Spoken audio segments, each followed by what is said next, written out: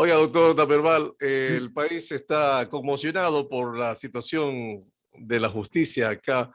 Este fin de semana, la sorpresa nos la llevamos todos realmente.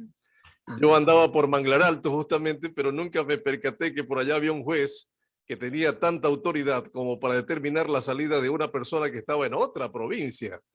¿Qué le parece a usted? ¿Cuál es la lectura que usted le da sí, a sí. esta situación? Bueno, primero, muchas gracias por la entrevista y es un placer otra vez estar con ustedes. Lo segundo, pues, es que en efecto es una sorpresa, pero hay dos clases de sorpresa. Y esta es una sorpresa indignante. Es una sorpresa que ha sacudido al país. Y o se rectifica o esto va a derivar en situaciones quizás incontrolables. Lo primero es manifestar que el gobierno tiene culpa. Tiene culpa. Y para esto no es que voy a interpretar ni elucubrar, voy a leer un artículo que no sé cómo no ha sido mencionado todavía. Si está a la vista en la Constitución Política y dice bajo el título Acción de Habeas Corpus, lo siguiente, cuando la orden, el artículo es el artículo 89, cuando el último, no es el último inciso, sí el último inciso, cuando la orden de privación de la libertad haya sido dispuesta en un proceso penal, como es en este caso, y en 3 juicios penales, o en 2, es suficiente, en un proceso penal, el recurso de habeas corpus se interpondrá ante la Corte Provincial de Justicia. Se acabó el problema. El gobierno no es culpable. No podía ignorarlo. No podía ignorarlo. Un presidente de la República con una asesoría jurídica que debe ser de primer orden siempre, no podía ignorarlo. Más aún, un presidente de la República conoce lo elemental y tiene asesores, de modo que esto no pudieron ignorarlo. Y la forma de corregirlo es ya, en este momento, la orden de que lo vuelvan a meter preso a este hombre. Yo de ministro de gobierno, yo en persona voy, lo meto preso y lo devuelvo a la cárcel. Es lo que hay que hacer. Esa es la forma de conducirse, estimados amigos. Más aún, como si fuera poco, como si fuera poco. No, dice la Constitución política, y no la han leído, ahora la voy a leer. Dice en el artículo 147 que son deberes, atribuciones y deberes del presidente de la República. No es que son ocurrencias ni derechos del presidente. El presidente son atribuciones y deberes del presidente o de la presidenta. Primero, cumplir y hacer cumplir la Constitución, las leyes, los tratados internacionales y las demás normas jurídicas. Este es el punto. Entonces, no es simplemente que ignoró, sino que además no cumplió un deber consagrado, que es hacer cumplir lo que antes leí. Tenía que venir la orden firmada por la Corte Provincial. La pregunta es ¿de dónde? Corte Provincial. Pues no dice que en provincia, pues es siempre en la Corte Provincial. Pues se supone, es razonable que sea la provincia donde está preso el individuo. Y esto no ha ocurrido. Y nada más, no hay nada más que decir. Y entonces la idea es cómo se compone esto. Porque si el señor al que se refieren estas prisiones huye del país, aquí va a haber un movimiento muy grave. Sigamos con otra pregunta, por favor. Doctor, sin embargo, usted dice que el gobierno tuvo culpa, pero el presidente... Lo que yo digo lo dice la Constitución política, yo lo que diga me Correcto. interesa. Lo que dice la Constitución, por eso he leído, la vuelvo a leer si quiere. Pero sostiene el presidente y también el ministro de Ellos no gobierno. tienen que sostener No nada. quieren Ellos meter las necesitan que los manos. sostengan a ellos porque si o recomponen o se caen. En nada, no necesita sostenerse. Ellos tienen que cumplir las leyes. El ministro de gobierno lo que debe hacer es ir en persona a meterlo preso a este hombre. Me da pena decir que debe meterlo preso, porque realmente, y déjeme decirle algo en homenaje a la imparcialidad, yo hace años dije lo que es verdad, que este hombre, no voy a referirme por su apellido, todos sabemos de quién está hablando, fue el testaferro del dictador Correa. Acuérdense que se hizo algo ilegal, inconstitucional, que el presidente de la República delegó su facultad presidencial de controlar el asunto financiero y económico de la República en la persona del vicepresidente. Eso no está permitido, eso es prohibido, esa es una infracción que debió haber sido denunciada por todos los partidos políticos. Esto es lo que ocurrió. Este es el punto. El punto entonces, además, el año 2006, como ha tenido la gentileza de recordarlo, yo fui candidato a la presidencia y no porque a mí se me ocurrió, porque esas ocurrencias valen millones de dólares y yo no los tengo. Y entonces a quien se le ocurrió esto fue a Concentración de Fuerzas Populares, que es flor y árbol del suburbio de Guayaquil. A ellos, que tienen bandera. Es un partido. Aunque en esa oportunidad ya estaba deteriorado por la muerte de Assad Bucaram, que había sido en los años 70 el dueño del poder político del Ecuador y a quien le debió Jaime Roldós y otros la presidencia de la República. Doctor Entonces sucedió que allí compitió conmigo el señor Correa, a quien yo lo apreciaba. Alguna vez en la segunda vuelta voté por él. Lo cierto es de que después fui un gran crítico de él por varios años. Entonces la idea es que me conste entonces algo que quizás ustedes han olvidado o no lo saben. Quienes financiaron al señor Correa, que estaba ya financiado como descubrió el presidente Uribe colombiano, financiado por las Fuerzas Armadas Revolucionarias de Colombia, y ellas en el interés de contar siempre en el Ecuador con un territorio donde pudieran escapar, donde pudieran instalar sus campamentos. Estaba financiado también por el señor Lasso. El señor Lasso, actual presidente del Ecuador, ¿no? Aportó inicialmente $500,000. Él mismo lo dijo, lo dijeron ellos ya después cuando era presidente. Correa le agradeció en público. Y el otro recordó que él lo había invitado, había sido su anfitrión en su propio hogar 2 veces. Correa lo visitó. Y luego la FARC de Colombia, según reveló el presidente Uribe, aportó $800,000. Estos son los primeros aportes, de otros no interesa. Esto es la verdad. Lo que consta y es suficiente. Doctor, puede ser que haya ocurrido lo que ocurrió en Argentina, que mandaron varios maletines a favor de Kirchner con millones de dólares cada maletín. Eso es otra cosa. A mí en algún canal de televisión me dijeron que estaban mandando maletines también a pagar en efectivo y no con cheques como debía haber sido la campaña electoral. Pero volviendo al punto, hay desde entonces una simpatía evidente, manifiesta, ¿no? Que se exterioriza en visitas al hogar, no una vez, 2 veces.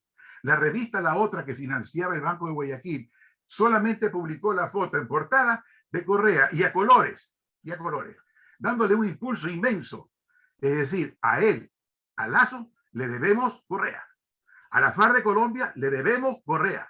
Entonces, no tiene nada de extraño lo que está ocurriendo o puede ocurrir. Ahora sigan ustedes, por favor. Y a esa pregunta le doy la bienvenida, doctor Damerval, como siempre, un gusto hablar con usted. Y la pregunta es, si se da esta situación entre gallos y medianoche, con lo que ha pasado con Glass, esto podría dar pie justamente a esa llamada bola de nieve. Yo la llamo de otra cosa, la bola, pero esta bola va a comenzar a crecer. Para aplastar tranquilamente. Siga, por favor. Y esto da cola a que muchos se van a montar en ese mismo caballo, ya que se sienta precedentes y que violentamente tendremos una masa antes de las próximas elecciones seccionales, algunos que van a participar de última hora y personajes que van a meter la cabeza justamente para subir algunas candidaturas que obviamente ya se están perfilando.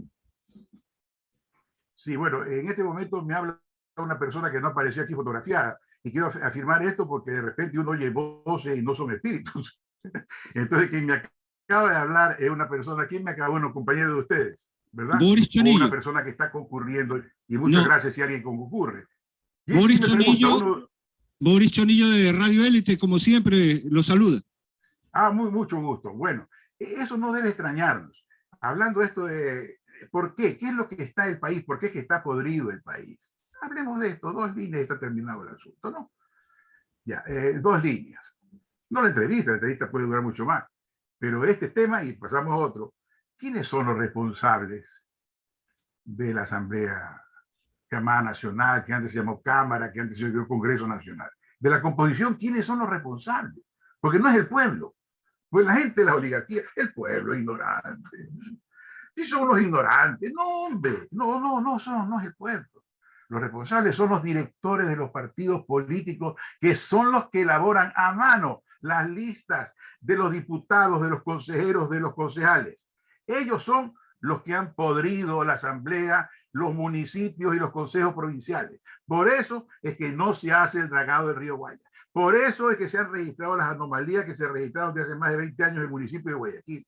Por eso es que solo ocasionalmente, y quizás la última vez fue en el año 1980, hubo una Cámara Nacional de Representantes, un Congreso precioso, realmente una asamblea constituyente, y se explica por qué por más de 9 años durante la dictadura, o 10 años más o menos, no estaba represada la política, y en consecuencia se elaboraron, surgieron allí en esos 10 años o 9 o 8 años nuevos líderes.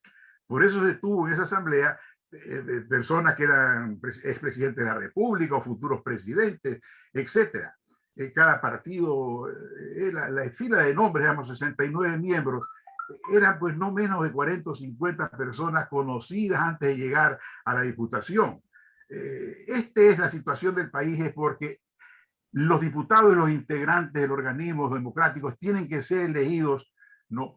En una forma distinta, y además limitar la propaganda, radicarla definitivamente en un ente intermedio que no puede ser sino el Estado, cosa que se ha ensayado ya y bastante bien, pero se abandona y se le hace trampa, y siempre incursionan los millonarios positivos y deshonestos también, y los revolucionarios y los terroristas y los contrabandistas, porque es una cuestión del capital, las elecciones. Estos son los responsables de la Asamblea, no otra cosa. Sigamos adelante.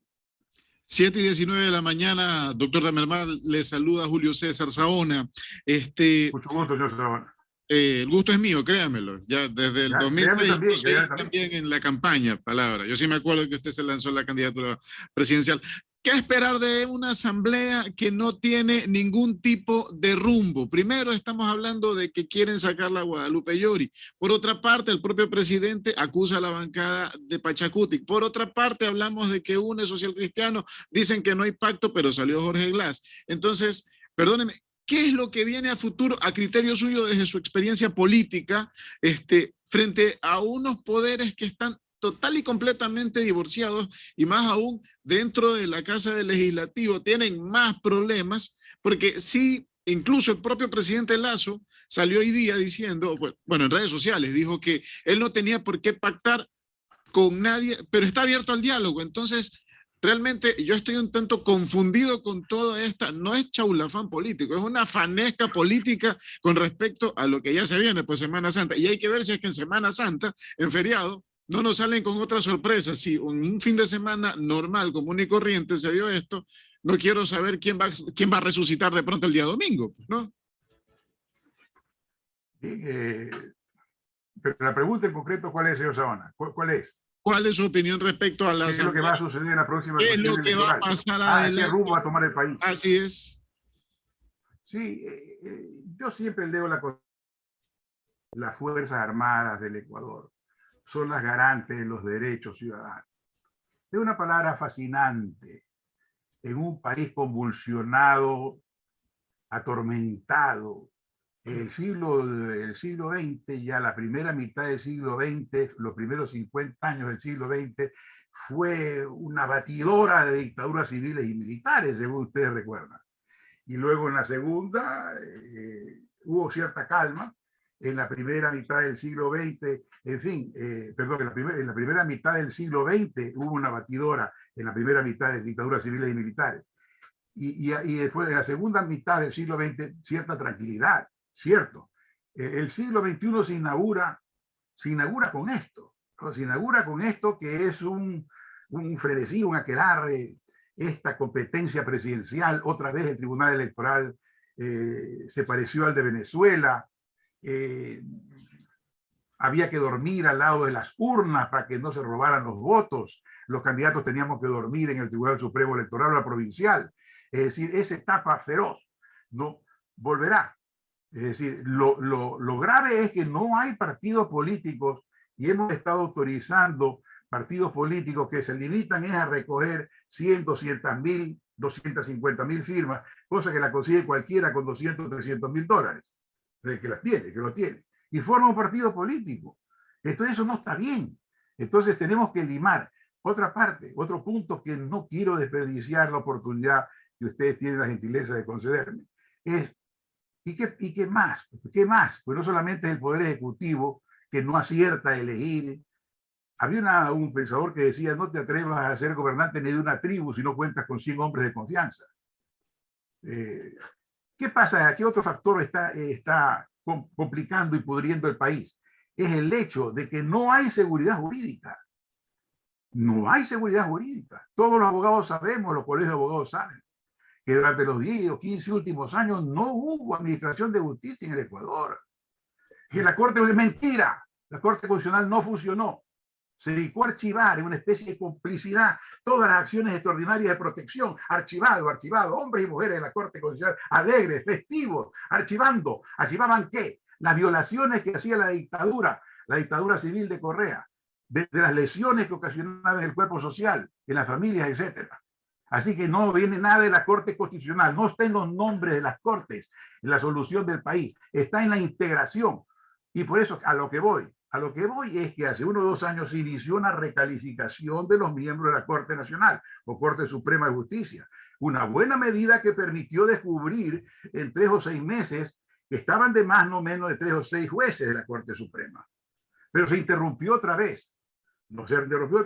Y ahora tenemos que soportar a titulares de las cortes que dicen no. Todos los jueces del Ecuador, sean civiles, sean de la parte civil, penal, mercantil, todos ellos son jueces constitucionales y cualquiera de ellos puede declarar nulo, de conceder un habeas corpus. Pero ¿a qué grado hemos llegado de la soberbia, de la ignorancia? ¿Pero cómo se puede decir esto? Entonces, es por eso que, considerando que el juez Manglar Alto es igual que la Corte Provincial de Justicia, que es la que tenía que conceder el habeas corpus y ante quien tenía que recurrirse, es que estamos en este estado de situación por la violación perpetua de la ley. Y porque nadie dice nada, y además porque se dice algo, enseguida sale un patricio, un oligarca, ¿no?, que lo único que tiene es su pergamino de un antepasado realmente filantrópico, ¿no? Y cree que con eso tiene derecho a decir después de 100 años tonterías. Vamos con otra pregunta, por favor. Doctor, aprovechando y para rematar esta buena entrevista con usted, y siempre agradable, aprender con ustedes es importante, y recordar, porque hay que acudir a la gente que tiene la memoria todavía y la historia para ayudarnos a entender lo que el futuro podría pasar. Y esa es mi pregunta. En términos generales, estamos viviendo momentos difíciles. Hablo de que de las Fuerzas Armadas hay un señor que entra y sale repartiendo billetes en medio del parque de las Fuerzas Armadas, pierde credibilidad. Los radares no funcionan, parece que son justamente gente de las Fuerzas Armadas que dañan el radar, que controlan el narcotráfico. El sistema judicial tampoco responde a la realidad y a la urgencia. Los pueblos se encuentran asediados por la delincuencia y el narcotráfico y el Ejecutivo todavía espera un aletazo, un empujonazo de la Asamblea Nacional para que le permita disparar en las calles. Mi pregunta es, la ciudadanía está tan asediada por problemas de morir en las calles, ser robada, asesinada, ser colgada, decapitada, y a veces estamos pensando en elecciones donde cada uno piensa que va a haber el resultado y seguimos dando vueltas en este carrusel de ilusiones, pero no tenemos resultados sobre las necesidades de desempleo, de inseguridad. Sí, en efecto, pues ya estuve analizando dónde están los focos de la podredumbre y uno de ellos también es la inercia. La inercia. Por ejemplo, el país vivió en los últimos meses y lo vivió en forma palpitante, efusiva, festiva, porque teníamos la esperanza de que el presidente de la República, en uso de su derecho, disolviera a la Asamblea Nacional. Ese era su deber en ese momento histórico. Estuvo a punto, sí, todos sabemos que estuvo a punto. Dicen que el jueves, que el viernes estuvo a punto. Y de repente, pues, no lo hizo. Entonces, es la inercia, la falta de coraje. Es decir, hay que volver a lo mismo. Es decir, el presidente, si me pide consejo, señor, disuelva usted inmediatamente la Asamblea Nacional. Y hay algo más, porque en la vida hay que luchar por el recuerdo que deje uno en la patria, cuando uno ejerce una función pública. Algo más, ¿qué más? El presidente, es lo que yo haría, disuelvo a la Asamblea Nacional en un suspiro, ¿no? Y después algo maravilloso. Como la ley me concede a mí un plazo dentro del cual yo puedo decretar decreto de emergencia económica, renuncio a la presidencia de la República a competir y abro el paso a una nueva generación. Disuelvo la Asamblea Nacional y renuncio a la presidencia de la República. Eso es lo que se le pide, señor Narciso, es lo que se le pide, ¿no? Eso es todo. Ahí está la solución, porque si no, se repetirán otra vez en los consejos provinciales estas mujeres bonitas, ¿no?, que hacen malabares igual que los hombres, y en los consejos cantonales y en la Asamblea Nacional. Y el país seguirá de tumbo en tumbo, de tumbo en tumbo. Y no, como decía Pablo Neruda, de pie, como un marino en la proa de un barco, sino de tumbo en tumbo debajo del barco. Gracias, doctor Jaime Damerval. Realmente agradecido. Muy amable. Y siempre Gracias, bienvenido. Y un placer verlo, sinceramente. Igualmente. Buenos días. Bueno, encantado. Son